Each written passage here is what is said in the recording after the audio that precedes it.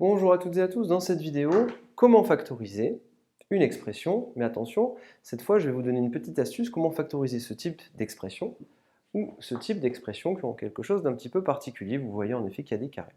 Alors, pour factoriser, soit vous faites la méthode classique, vous trouvez un facteur commun et vous factorisez, soit vous écrivez cette quantité-là comme un produit tout simplement, mais vous allez utiliser une identité remarquable. Je vous rappelle ce qu'est l'identité remarquable que vous devez connaître au niveau de la classe de troisième. A carré moins B carré, c'est A moins B multiplié par A plus B. Si vous n'en souvenez plus, vous pouvez vous en souvenir de la manière suivante. On redéveloppe tout. Donc on va faire A fois A carré, donc je vous l'écris à côté. A fois, ça me donne A carré, plus A fois B, moins B fois, moins B carré, B fois B1. AB moins B1, ça vaut 0, et on obtient bien A carré moins B carré. Donc vous voyez bien que A carré moins B carré, c'est toujours égal à A moins B fois A plus B. Faites très attention, le A qui est là et le B qui est là, ça peut être un petit peu ce que vous voulez. Et je vais volontairement l'écrire grand A moins grand B pour vous signifier que grand A et grand B, dans grand A et grand B, on va pouvoir mettre des expressions un peu plus grandes que des valeurs numériques, enfin ce sera un petit peu différent. Alors regardez ici, x carré moins 25.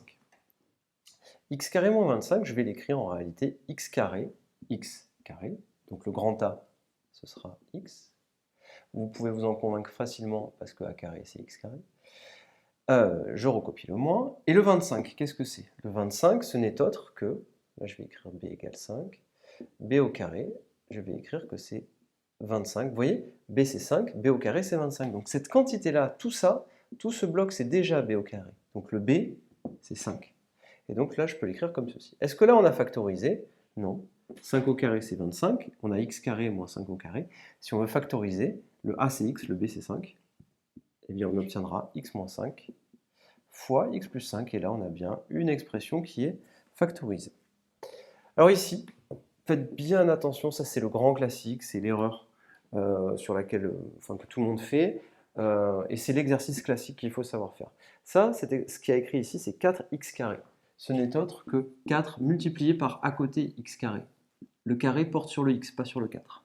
C'est pas la même chose que s'il y avait écrit 4x au carré, où le carré porte sur le 4x. Cette quantité-là, c'est 4x fois 4x. Faites bien attention. C'est pas la même chose. Donc, est-ce que ça, c'est quelque chose qui est de la forme a carré? Est-ce que ça, c'est écrit comme ceci? Ben non, parce qu'en réalité, la seule chose qui est au carré, c'est le x. Et donc, il faudrait arriver à écrire toute cette quantité-là comme un carré. Comment faire?